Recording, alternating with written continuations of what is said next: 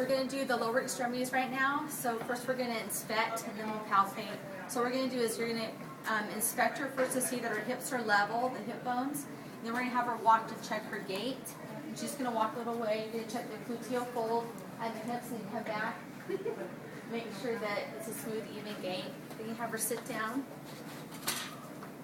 Okay, we're going to check for tenderness on her hips, any masses or deformities. Yeah. And then we're going to have her lift her. We're going to do range of motion. So I'm going to have her lift her leg all the way up. And the other one, all the way up.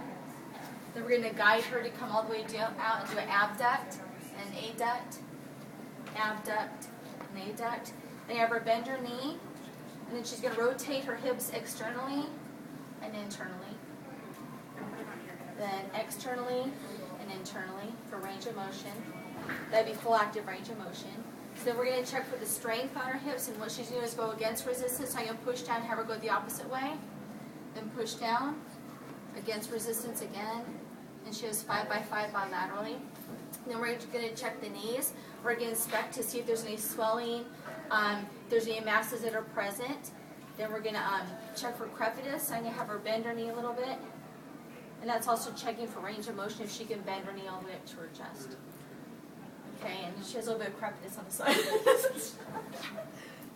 So then we're going to have her bend her again. We're going to check strength. She's going to push against my hand, both directions. Push against, both directions. Okay. Then we're going to inspect and do her ankles.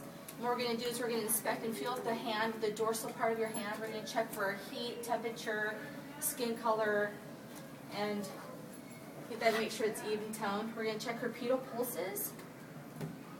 Make sure they're even bilaterally, and also for edema, which will push, 2+. push,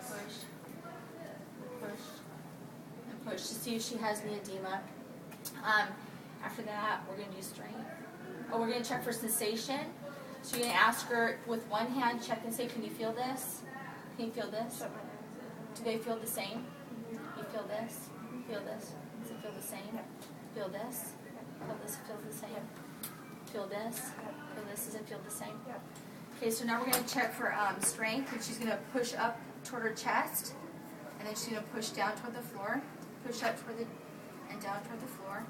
Okay, we're going to check for inversion and eversion of her ankle. So what you want to do is kind of help her to have her bend it in the sole that goes inside, and then her sole is going to go outside. Down the other side, and the outside. Then we're going to check capillary refill, and you'll push on there to see if she has a rapid capillary refill.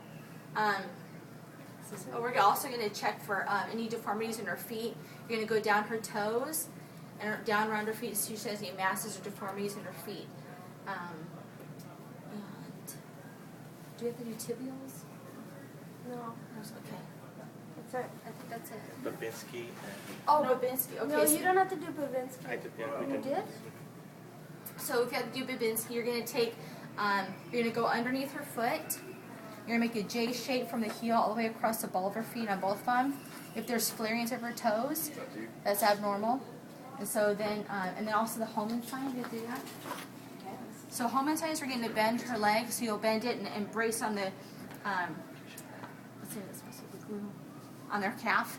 And then you're going to come up, and if she has any pain, that's gastromedius. So put your hand on the gastromedius, and then you're going to bend up. Gastromedius. I can't say it. Gastromedius. The end.